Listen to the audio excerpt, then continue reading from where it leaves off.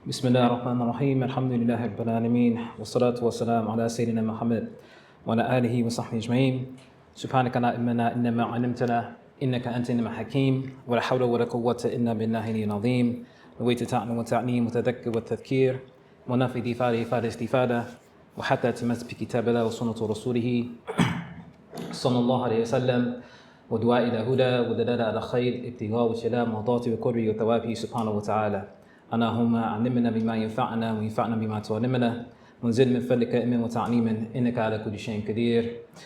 Alhamdulillah. So I want to first thank you all for inviting me. Jazakallah khair for the organizers, in particular Shaykh Mateen. And may Allah subhanahu wa ta'ala continue to preserve him and preserve all of you and allow for us to benefit from one another, inshaAllah. So I was given the daunting task to talk a little bit about the Shāfiʿī madhab, which alhamdulillah I have had the honor of studying just a little bit of the Shāfiʿī madhab. And alhamdulillah, there's some benefits in going after, is that you have the benefit of benefiting from those that come before you. And so inshaAllah, I want to include some of those things that have already been mentioned. And so to first begin, inshaAllah, we want to look at some of the roots of the madhab, as some of the presenters that came before me have already done. And so first we want to look at a brief biography of Imam Shāfiʿī himself. One of the things that some of the ulama, they actually mention in particular about the Shāfi'i school, or should I say Imam Shāfi'i himself, is that they actually mentioned that Imam Shāfi'i rahimahullah ta'ala, that he actually made a dua. And that this dua was that he did not want for anything to be attributed to him. That out of his sense of ikhlas, out of his sense of sincerity, he didn't want people to attribute to him the different aspects of ilm that he left behind. And so one of the things I tell people sometimes, in particular students who are studying the Shāfi'i madhab, is that technically speaking, you can study the entirety of the Shāfi'i madhab in terms of the uṣūl as well as the furu', meaning the principles as well as the rulings, without ever touching a book from Imam Shāfi'i himself. And so this is an attribution to his sincerity, but Imam Shāfi'i is the one who actually laid down these foundations. And so it's actually somewhat befitting that right before me, Mawlana Shadri was talking about Imam Abu Hanifa, because Imam Shāfi'i actually was born in the year that Imam Abu Hanifa had passed away. So in the year 650 of Hijri, 150 of Hijri, Imam Shāfi'i was born, and that is also the same year that Imam Abu Hanifa had passed away. And Imam Shāfi'i is actually, of the four A'imma that we're going to be discussing today, he's the only one that actually has an Arab lineage. So Imam Shāfi'i, his lineage comes from the Bani Muttalib side of the Arab lineage. So the Prophet Muhammad ﷺ, for those who know the lineage of the Prophet ﷺ, he is Hashimi in terms of his clan. And the Bani Muttalib is essentially the cousins, so to speak. And so there is a hadith where the Prophet ﷺ, he mentioned that Bani Hashim or Bani Muttalib, Shay'in Wahid, is that they're one thing. And so Imam Shāfi'i, and why am I mentioning this? Because of this, because Imam Shāfi'i, his father passed away at a young age. So his mother, knowing the noble lineage that Imam Shāfi'i had, she wanted her son to be a person of ilm. So as one of my teachers would say, is that in the previous Islamic eras, we didn't have rock stars, but we had deen stars.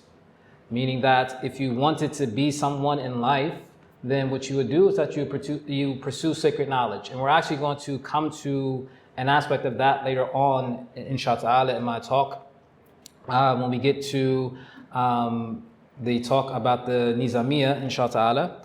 But at this point, Imam Shāfi'i's mother, she wanted for her son to be of those who learned the deen of Allah subhanahu wa ta'ala.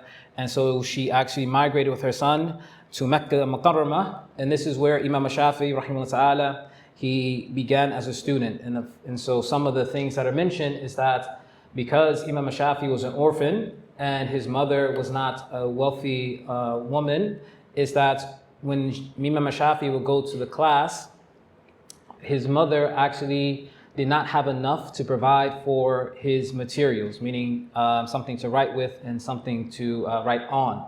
And so Imam Shāfiʿī, his mother had worked out a deal with his early teachers.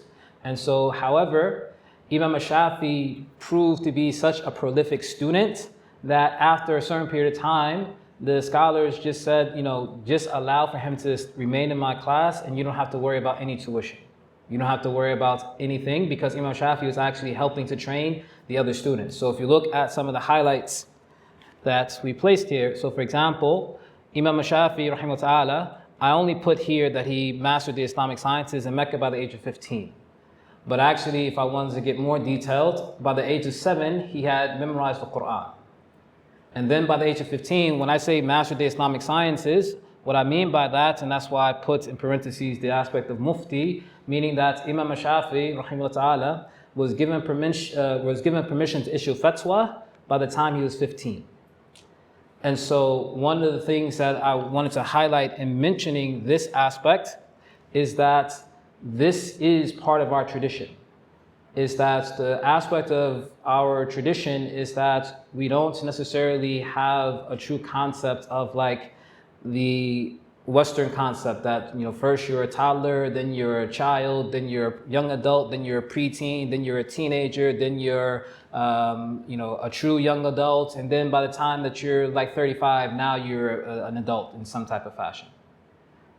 But rather, it was a concept that we raise our children to be adults. So for example, by the time that a person becomes pubescent, so I'll give a little bit of Shāfiʿī fiqh here. In the Shāfiʿī school, the signs of puberty are one of 3 things. Of those 3 things that a person will be considered to be baligh, considered to be pubescent, is that you actually reach the age of 15 lunar years of age. And so at that point in time, what do we mean that a person is baligh, that a person is pubescent? That means that that person has taklif before Allah subhanahu wa ta'ala. That person is responsible before Allah subhanahu wa ta'ala.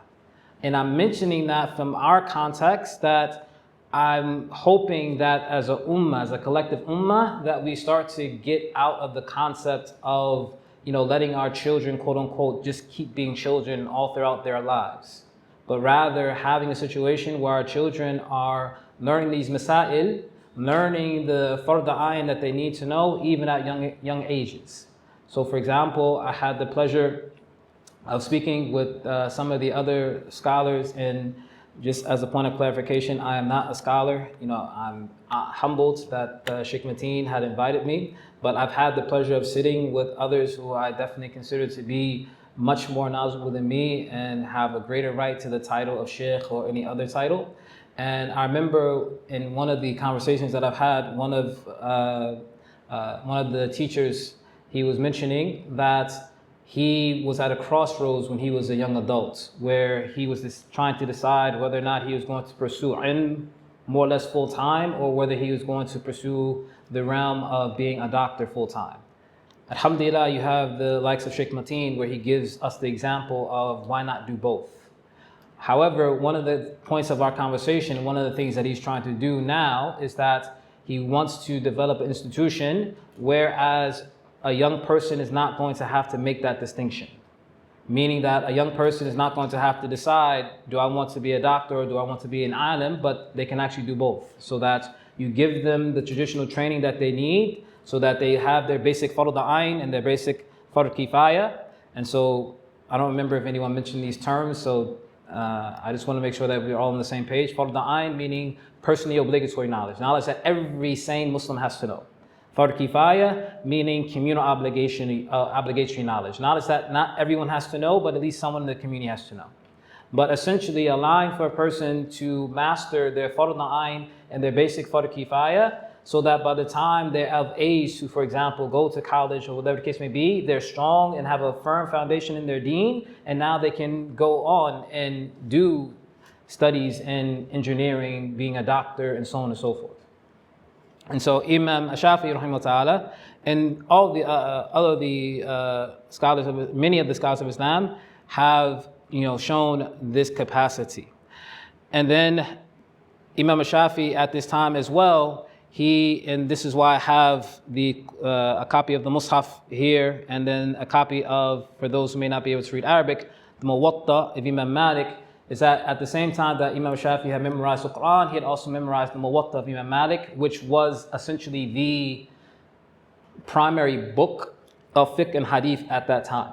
This is definitely prior to, for example, the Sahih Sitta and so on and so forth. And so Imam Malik, his Muwatta was considered to be the primary book of his time. Imam Shāfi'ī had memorized it. They actually say about his memories that he had such a good memory that when he was memorizing a book, he had to cover the second page of the book when he was memorizing the first page, because if he saw the second page before he saw the first page, he would memorize the second page first, and so he would memorize it out of order. That was how strong his memory was. So in order to keep him from mixing up the order of the pages, he would actually cover the second page so that he didn't accidentally see that one first. So he memorized the Muwatta of Imam Malik as well as the Quran. He received permission to issue fatwa, but Imam Shāfi'ī was not satisfied. He was not satisfied, for many of us, especially in our times today, if you reach to the title of Mufti, khalas, I'm Mufti Saab, and alhamdulillah, there's nothing more after that. But that wasn't the case with Imam Shāfi'ī. Why? Because again, these are people of ikhlas, these are people of sincerity, so the basis of knowledge was not just knowledge in and of itself. And so Imam Shāfi'ī, after this point in time, he goes to the city of Medina, and for the sake of time, I can't, because I can spend this whole time just talking about Imam Shāfi'ī's life, and I can't do that. But in any case, Imam Shāfi'ī goes to the city of Medina, and he studies with Imam Malik, and he studies with Imam Malik for a number of years. And it actually mentions, there are different stories that are mentioning about it. One of them is the aspect of still Imam Shāfi'ī was not a wealthy individual, so there's one situation where it mentions that Imam Shāfi'ī, he didn't have enough still to have a piece of paper and pen in the class of Imam Malik. And so Imam Malik was narrating hadith, and I don't know if Dr. Shadi mentioned this, in the time that I missed, unfortunately, is that Imam Malik was very astute to adab, to proper etiquette. And in particular when it came to the hadith of the Prophet Muhammad sallallahu alaihi wasallam. And so it's related that Imam Shāfi'ī was in the class of Imam Malik while he was narrating hadith, and he was more or less doing like this with his hands. And so at the end of the class, Imam Malik came up to Imam Shāfi'ī and asked him, what were you doing with your hands in my class? Because Imam Malik, he had thought that Imam Shāfi'ī was more or less playing around in his hands while he was sitting there. And Imam Shāfi'ī had explained to Imam Malik that I was actually, taking notes in a sense. Because Imam Shāfi'ī, he didn't have paper to write with, so he was, imaginatively writing in his hand. And actually the ulama, I was just listening to a class of Shaykh Faraz, and he was mentioning this, is that, many ulama, they mentioned that, and particularly from the aspect of memorization, the more of your senses that you get involved in it, the easier the memorization becomes.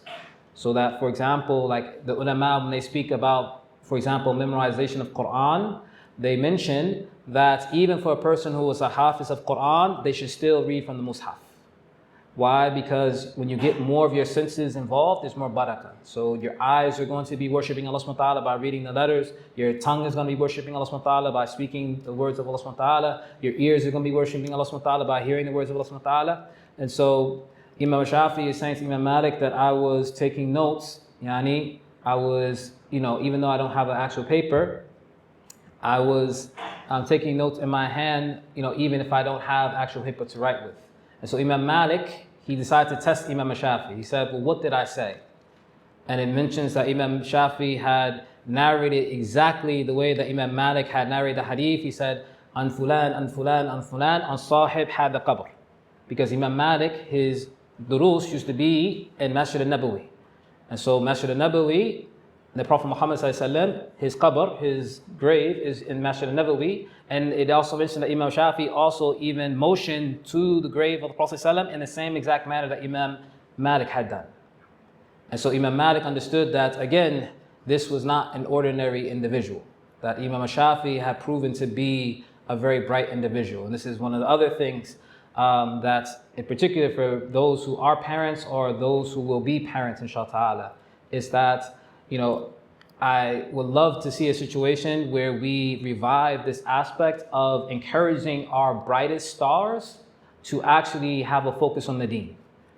Because unfortunately, with the aspect of colonialization and modern concepts and so on and so forth, we've gone into this, more or less sickness of taking our best and brightest and pushing them into the more outward sciences of being a doctor or engineer or lawyer and these type of things. And the thing is that we do need individuals to fulfill those roles. That's a part of the aspect of a fard kifaya. But we still need those same type of intellects to engage in the realm of deen.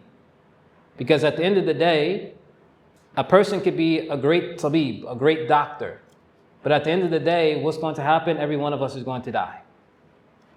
And it's not going to matter how great of that doctor was or how great your healing was. Eventually, you're going to have to stand before Allah.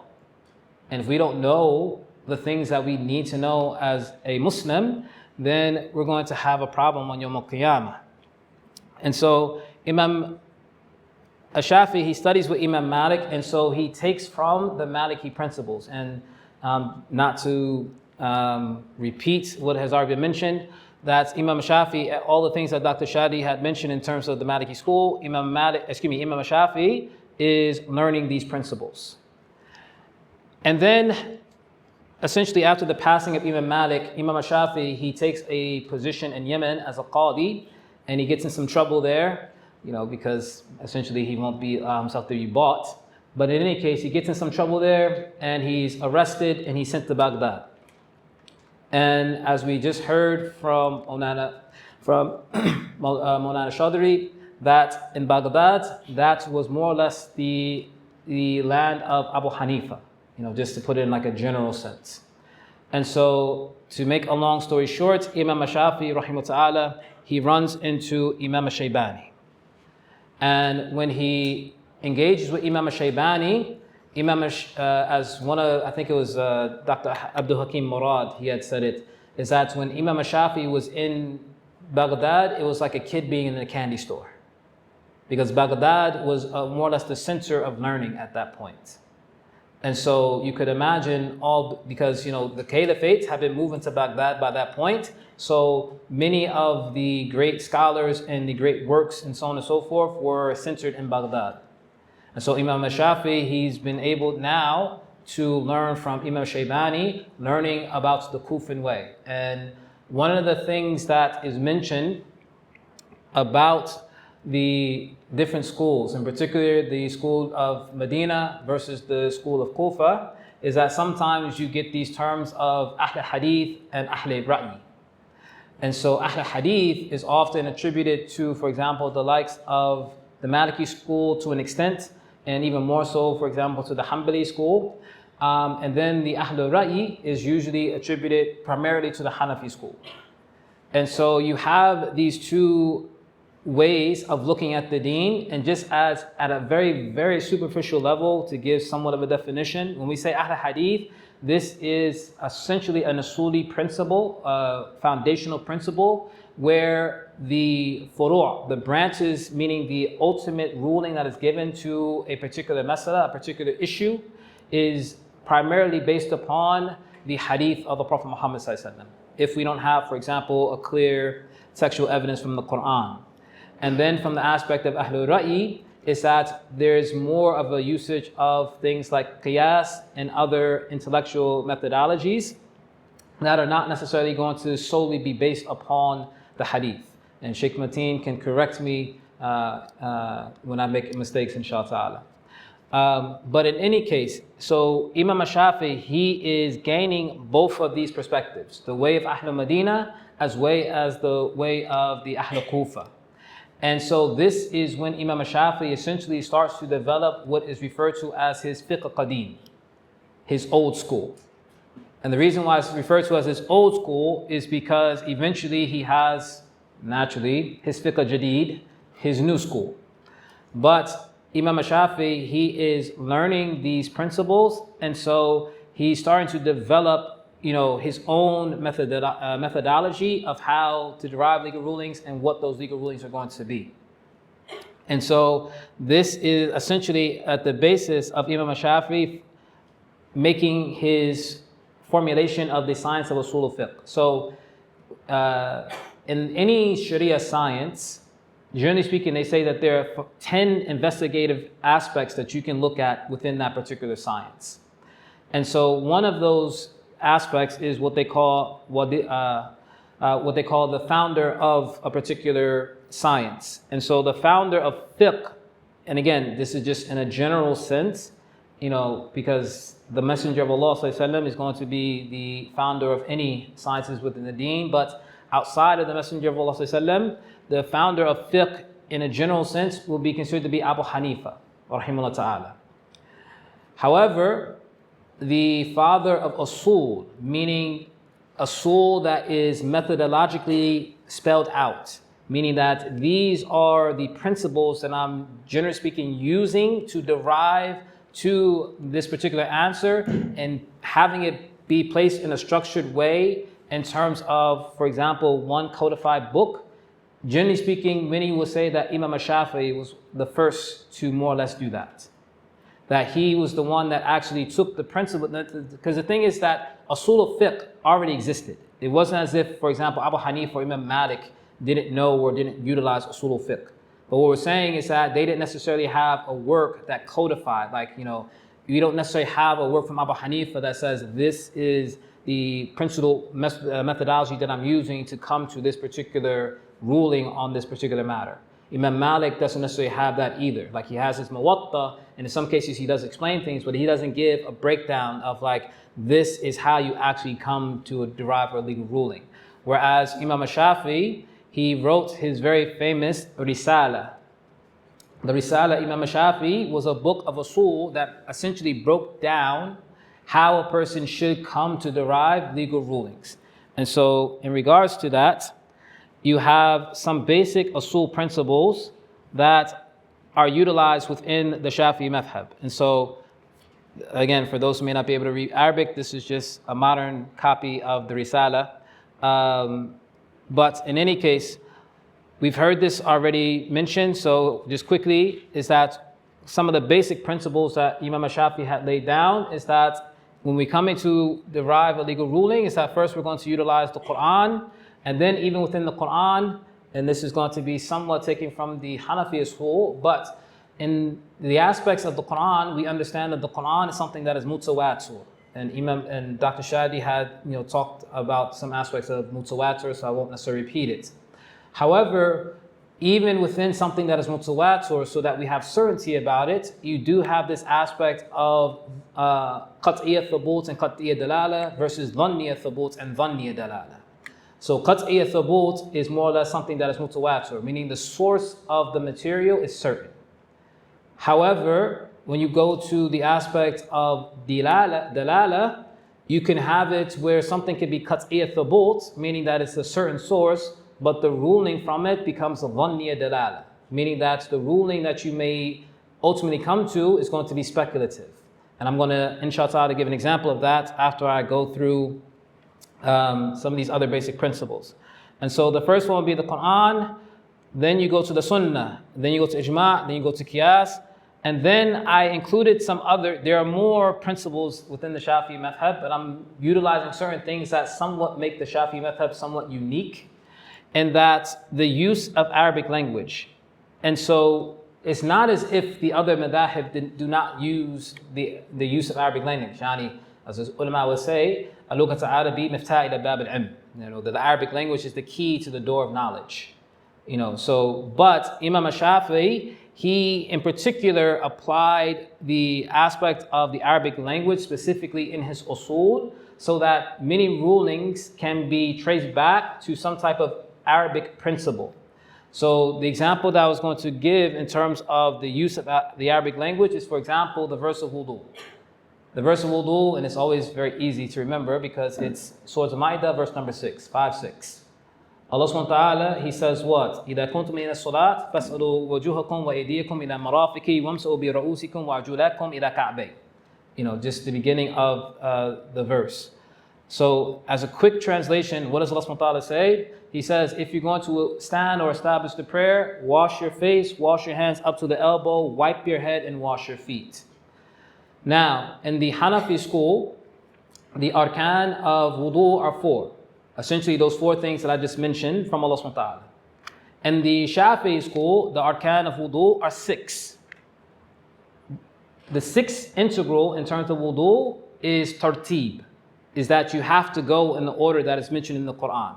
Meaning that you have to wash your face first, then wash your hands up to the elbow, then wipe your head, then wash your feet. So for example, in the Hanafi school, that is not an arkan. Meaning that if you did it in reverse order, your wudu would still be considered to be valid.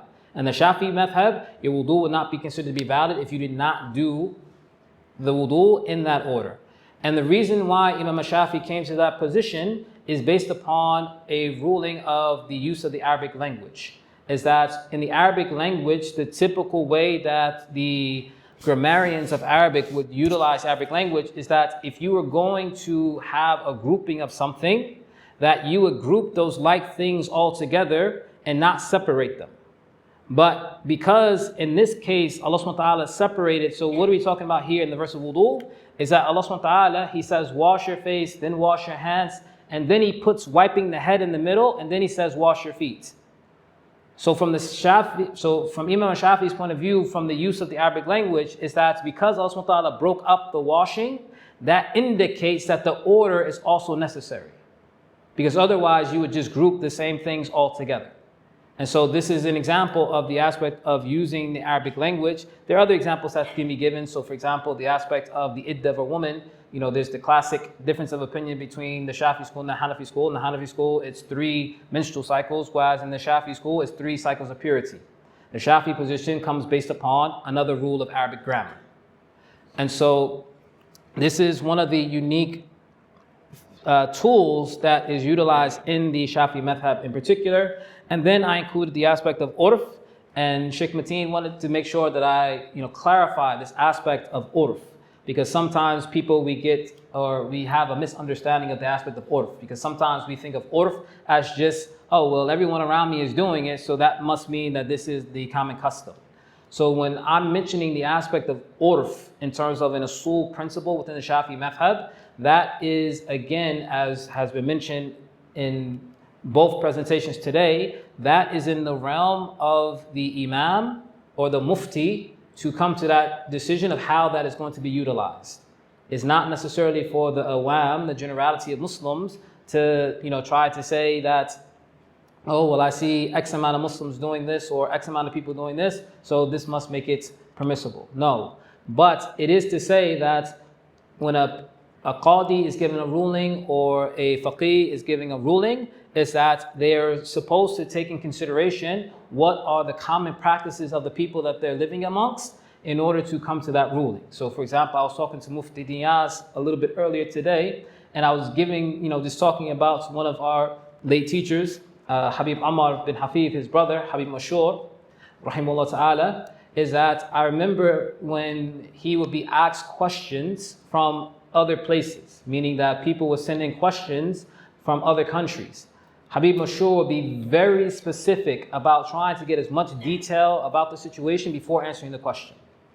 And this is why, many tulab al-ilm and many scholars will always say is that, if you're going to ask a scholar a question, and particularly a scholar that is not from the location that you're from, because as someone had put it, it might have been Dr. Shadi that mentioned it, that for example, sometimes we ask a question in such a way that we're trying to give the scholar that we're asking the question the answer before they even give it to us.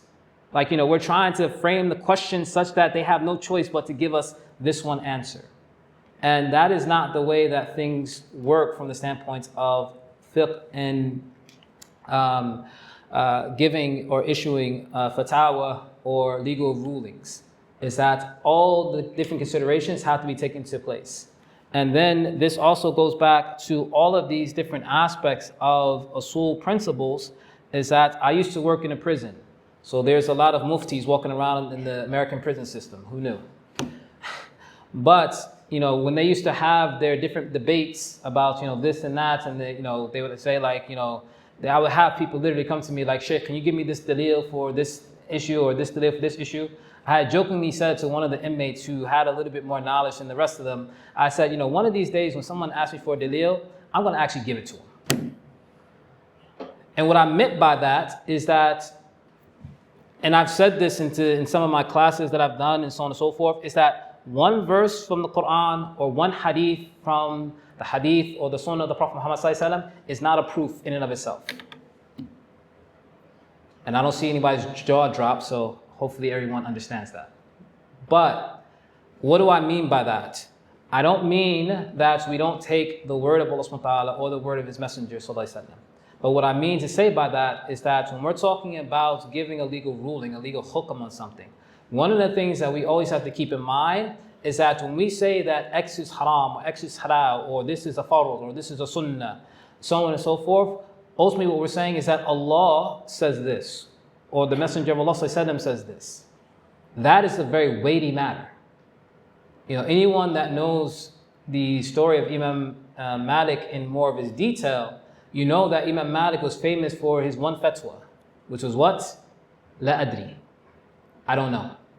There will be people that travel from months at a time to come see Imam Malik to ask him a specific question, and by the time they got to Imam Malik and asked their question, Imam Malik would just say, La adri, I don't know. But nowadays we've studied, one metin on, in one masala, or we've read one hadith or something like that, and off to the races. So this is, that's haram, or that's, mubah, or, that scholar is wrong, or whatever the case may be.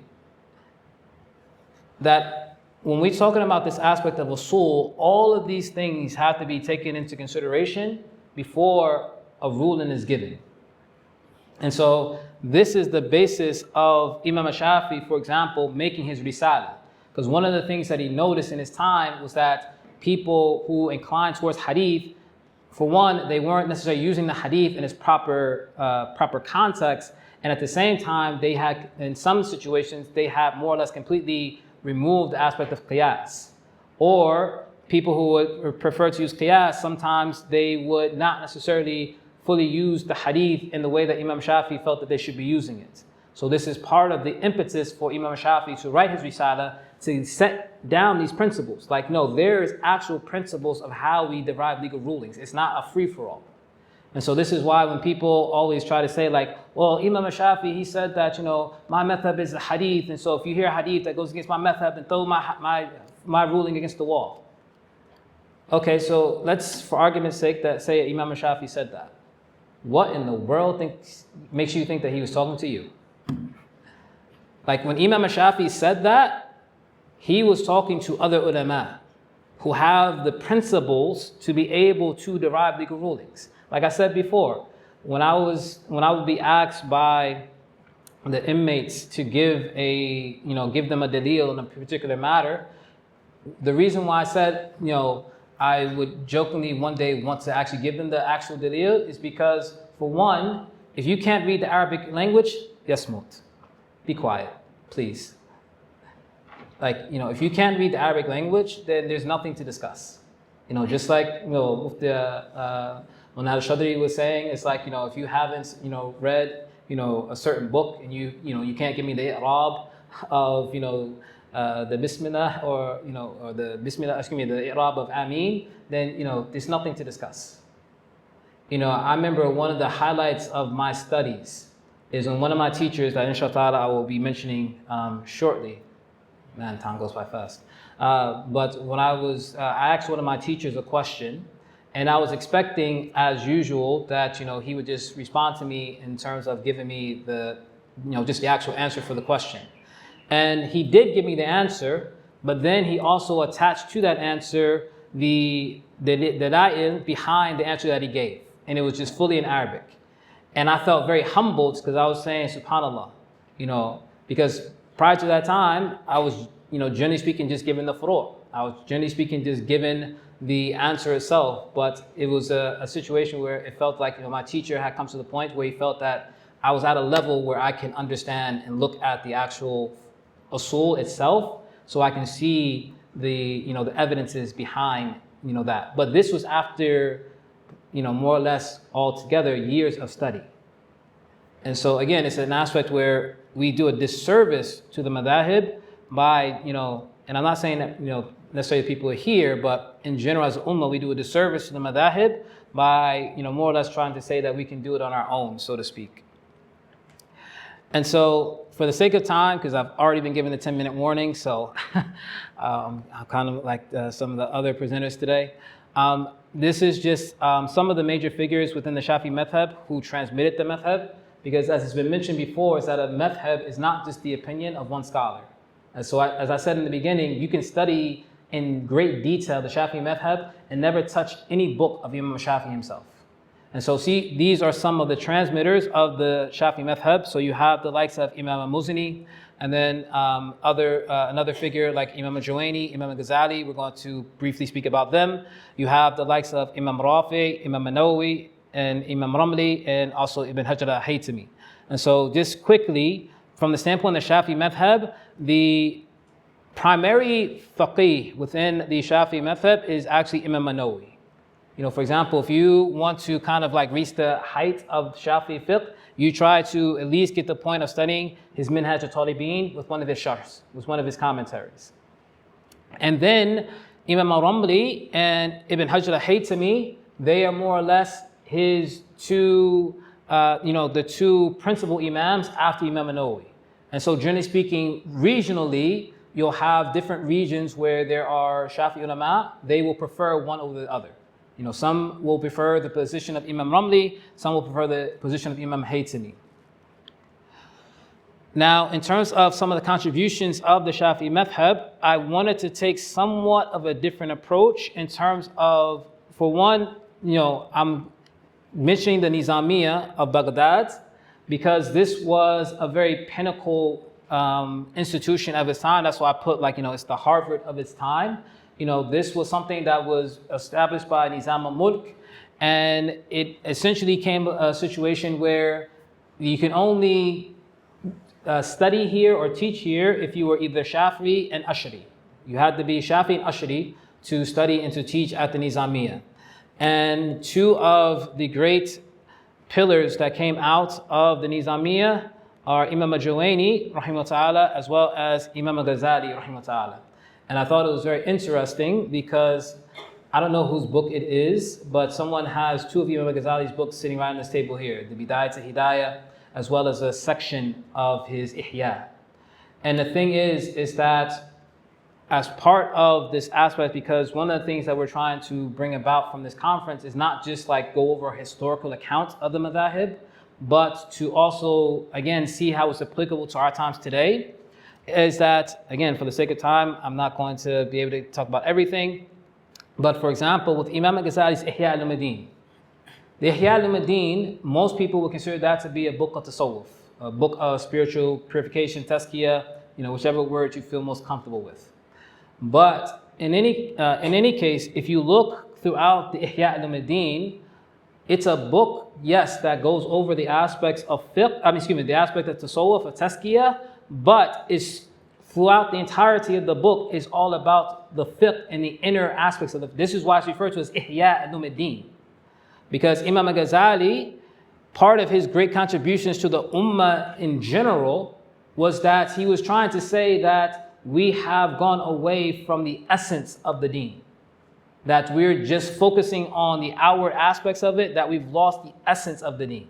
So yes, we can tell you what the arkan of salat is, or the arkan of wudu, or ghusl, and so on and so forth, but what is the true spiritual gain of those things?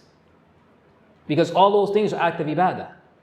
And any act of ibadah, as one of my teachers would say, is that we don't worship.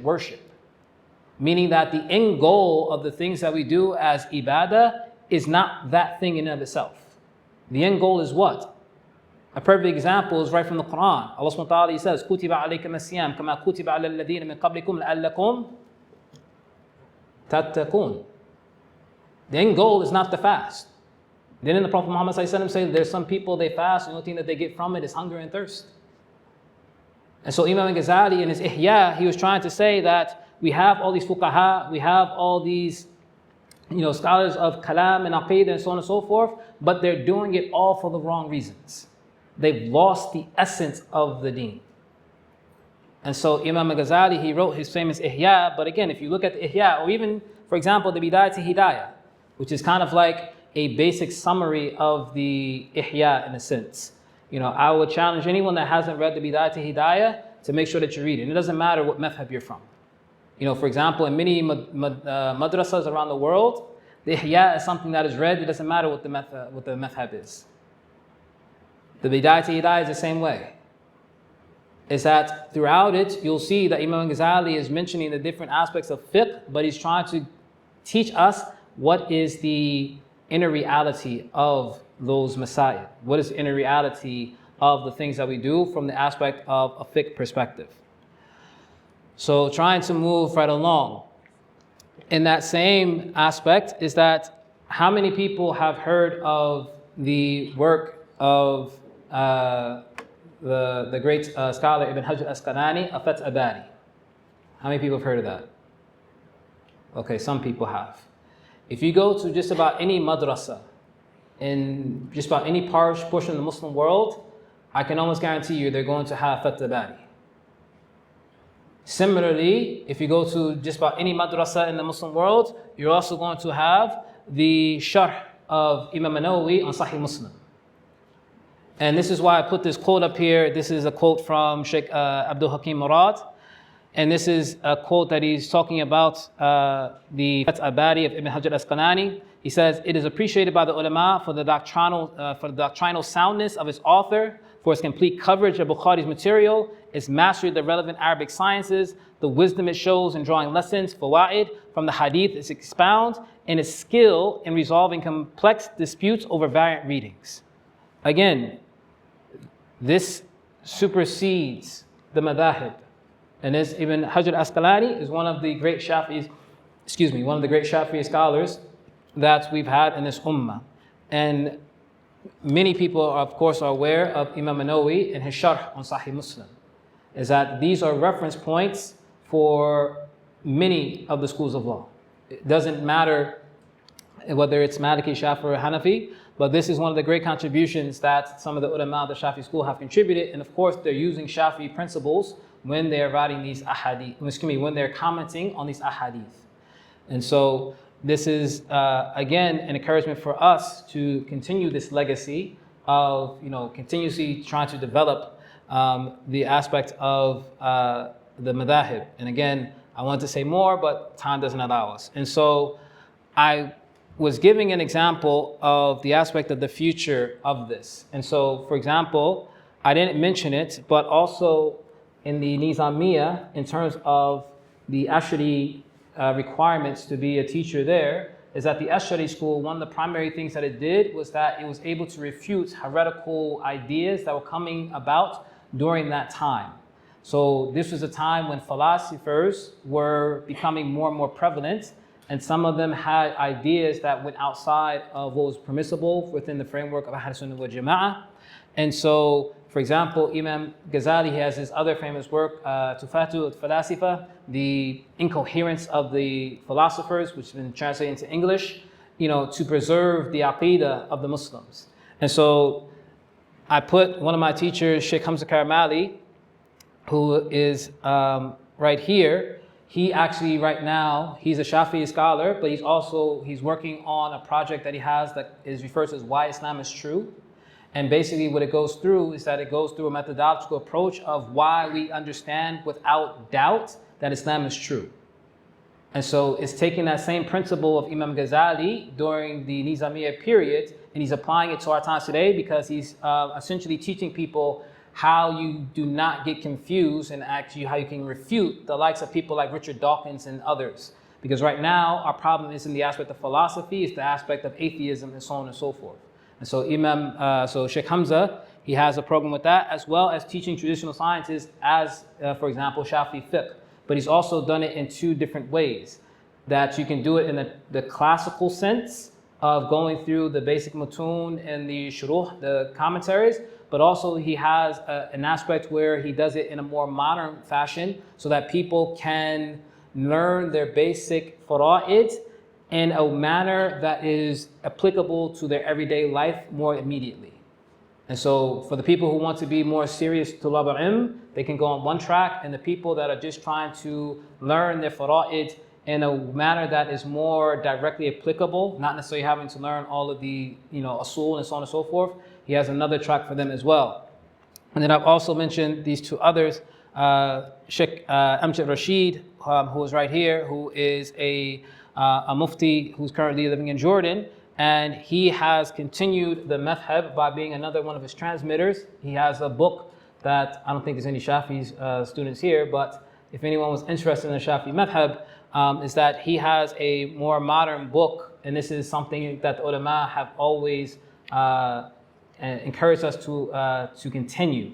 So for example, in the opening introduction of one of the Shāfi'i works, Matan Abi Shujā', the author, rahimahullah ta'ala, he mentions is that he wrote this book at the request of some of his peers in order to have a modern fiqh text for their times today.